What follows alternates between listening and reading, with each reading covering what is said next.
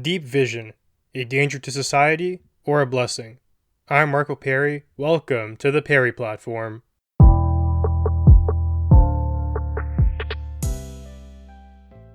Today's discussion is brought to you by a podcast that was shared by Sam Harris. He wasn't even part of that discussion, but he found it to be so relevant he wanted to post it on his platform, and here I am doing the same thing, only I'm not going to be reposting that audio. I want to be talking about it myself. What I'm going to share today is a perfect example of how something may sound appealing at first glance, but upon thinking about it, it can reveal some very horrifying details. The subject of discussion is this program called Deep Vision. So Deep and then Vision is VZN. It's a byproduct coming out of the United States Agency for International Development, USAID.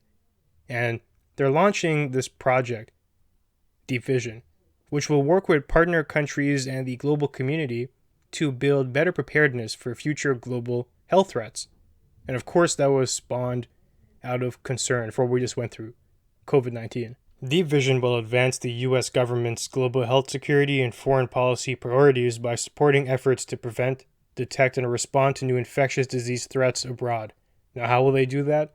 Well, Deep Vision will work in targeted countries in Africa, Asia, and Latin America that both have a high risk for viral spillover, that is, viruses jumping from animals to humans, a coronavirus, and the capacity to safely conduct viral discovery.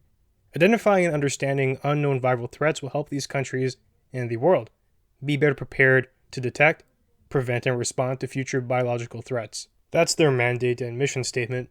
Theoretically, there's no problems so far.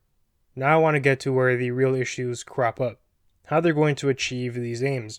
In a nutshell, they're going to seek out previously unidentified viruses, take them to a lab, and sequence them. And they've identified those countries. They're basically going to go out there, interact with the local animal populations, extract viruses that could pose a threat, and sequence these things. Then, here's the tricky thing. They're going to post these viral sequences online for everyone to see. And then they're going to determine if these viruses are pandemic level threats, at which point they will tell everyone these are dangerous or they're not. The hope is that governments and people in positions of power will act in ways to contain these threats once identified before they can even impact us, because pandemics and viruses don't know borders. If something crops up in Asia, chances are it'll find its way here. So far, this still might sound quite rosy, and I'm going to contribute to the rosiness for a little bit. Let's talk about the positives that will likely occur if this Deep Vision program continues. First of all, you do have that pandemic readiness. Instead of being surprised by COVID-19 popping out of the woodwork, if this program finds it before it can impact anyone, and they sequence it, well, at that point we can start doing things like developing vaccines in advance. We can do things like prepare people. We can do things like identify the highest threats, where they're from, and take precautions to ensure that things don't escalate. Better testing in that area. Enhanced security measures. There's even talk about a universal vaccine being possible if we can sequence enough of these viruses. If we have thousands of them, we can find commonalities and derive a vaccine that could at least tackle the most severe aspects of these things. They likely wouldn't be super effective, but when a pandemic is ravaging, something is better than nothing. The COVID-19 vaccines, they took quite a while to hit market, and most of that delay actually was manufacturing. But if we're able to produce these all-purpose coronavirus vaccines, we can have some in reserve. So the next time a pandemic rolls up, we can administer them, then spend some time tweaking them, making them specific to this new threat. But because we'll have that initial layer of protection earlier, things likely won't get out of hand, and the impacts to the economy and even personal well-being will be mitigated. Given these captivating benefits, it's no wonder why the government has decided to move ahead with the program. But let's take a second to analyze the negatives here, and let's see if the benefits truly outweigh them. The first thing that we have to be mindful of is the fact that they're going to be publishing these viral sequences. And science has advanced to the point where a ton of people can take that sequence and develop the virus from it. You post the sequence for the Spanish flu online, there are scientists around the world who can take that and create it. And from this podcast I was referencing at the beginning that Sam Harris shared, there is a scientist there who's giving his opinion. He's scared of what's going to go on. And he cites a figure. He says that around the world, there is 30,000 people who could easily craft viruses from that genetic sequence, from the roadmap that the government's going to be posting online of everything that they find. Now, of course, it's harder to do the sequencing. There's less people who can do that, and more who can build once they have the sequence. I think it's similar to an architect and a construction worker. The architect is a more technical skill set. The construction worker just has to follow the instructions. Of these 30,000 people who can take the sequences and do stuff with it, how are we accounting for the realities of bad actors? Do we think the entire pool of 30,000 are going to act as best as they can? And perhaps even if they do try to do that, perhaps mistakes occur that result in things like lab leaks and viruses escaping out into the open anyways. Then factor in that around the world, different countries have different standards and procedures, and once that genetic sequence is online, they're essentially free to do what they want with it. The US government doesn't have oversight over what scientists in Asia are going to be doing with this. A bad actor can come in two varieties. You have the first one, which is an intentionally bad actor. For example, someone who is disillusioned with the world. They're perhaps really ingrained in a radical extremist movement, and they want to wreak havoc.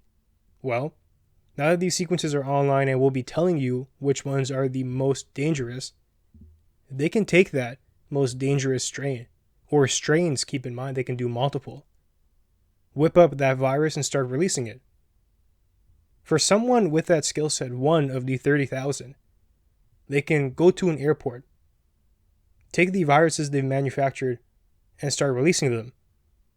And then next thing you know, within a couple weeks, the virus is all around the world. This is a power that we have to be careful about. Even one of the 30,000 being nefarious is one too much. Then you have bad actors in a variety of unintentional harm. Scientists who are just poking around with the virus, experimenting with it, and by accident they end up infecting themselves or letting it escape out into the open and infecting others, and they kickstart a pandemic. One that wouldn't have happened if these genetic sequences were not published online for any scientist to use. Then think about things at the state level. That was the individual scientist wanting to cause harm or doing it unintentionally, but how about a country wanting to do something crazy? North Korea comes to mind here. Once these sequences are published online, we're presuming that countries will take preventative measures, develop vaccines, but what if they do the opposite? What if they develop biochemical weaponry? What if they arm bombs and missiles with viruses? We've seen the damage a pandemic can do, and COVID-19 actually was relatively mild overall. If we start poking around and trying to find viruses that have been previously unidentified, there's a likelihood we find things that are far more dangerous. And once that's published online, what's going to happen? Well, you can imagine a lot of countries having demands all of a sudden, threats all of a sudden, using it as deterrence or as incentive to get their way. Imagine a situation in which you have North Korea demanding that the Western world give it $1 billion or it will test out a virus warhead on a neighboring country. Are you going to take that risk knowing that they're also nuclearly armed? Now they have two very dangerous weapons at their disposal. We don't want people to have nukes. We certainly don't want them to develop biochemical warfare. North Korea isn't the only bad actor. You have ISIS, Iran, Russia, a bunch of other threats who would do nefarious things once they come across these genetic sequences. It's a certainty. So why publish them and arm countries like that to begin with? You also open Pandora's box in a sense. Now, typically, a naturally occurring pandemic will happen once every handful of decades, and a problematic one will occur once every century, on average, something like that. But when that occurs, it's typically just one pandemic-grade virus that's running rampant. And that's just a statistical likelihood. It's rare that more than one will emerge at the exact same time and be positioned to cause a pandemic. But who knows how many pandemic-grade viruses Deep VZN will discover? And once they're published online, what if bad actors begin to unleash all of them at the same time? Typically, we think about pandemics in terms of one virus strand and the destruction that can cause, but once we have 5, 6, 7 published online, and a bad actor wants to maximize the damage they're going to cause, they will certainly go to that airport with all pandemic-level viruses that they could conjure up. And then we're going to be in a situation that's unprecedented, one that we've never seen before.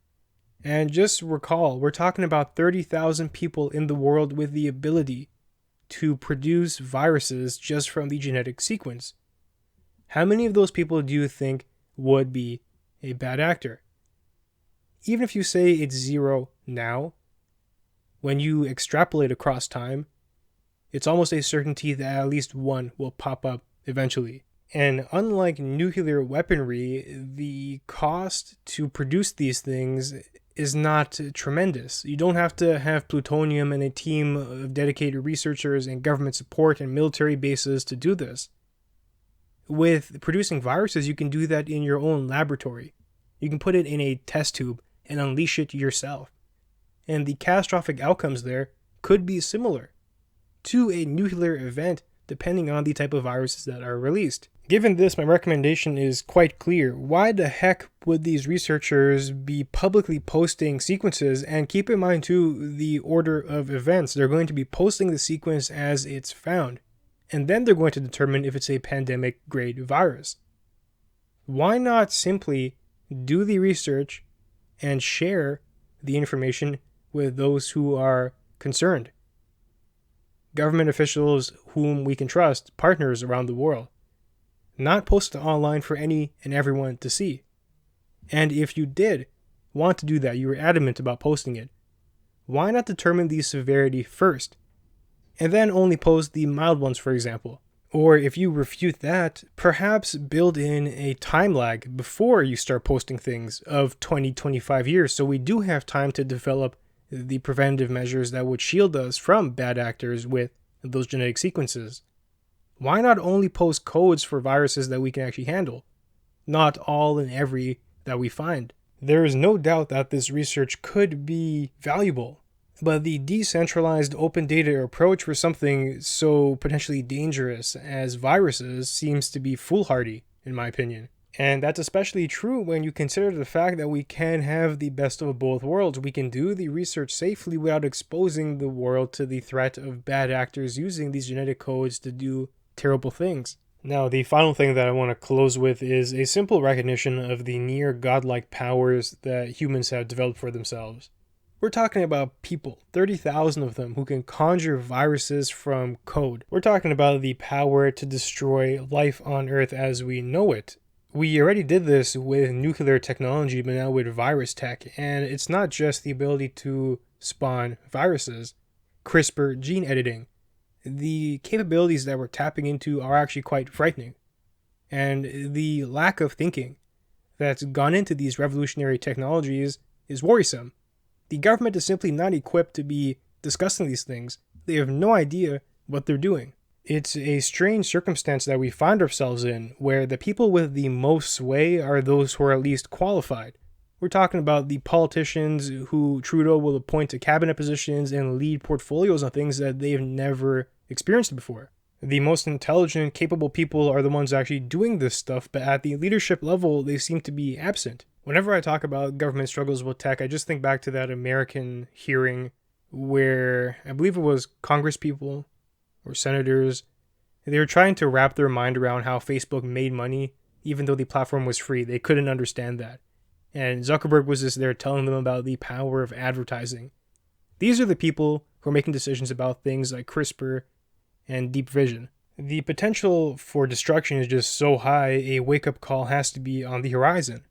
It's either that or we're going to reap the consequences of what we sow here. Fortunately, though, I do notice prominent figures speaking up and identifying the problems with Deep VZN, like Sam Harris, who I mentioned.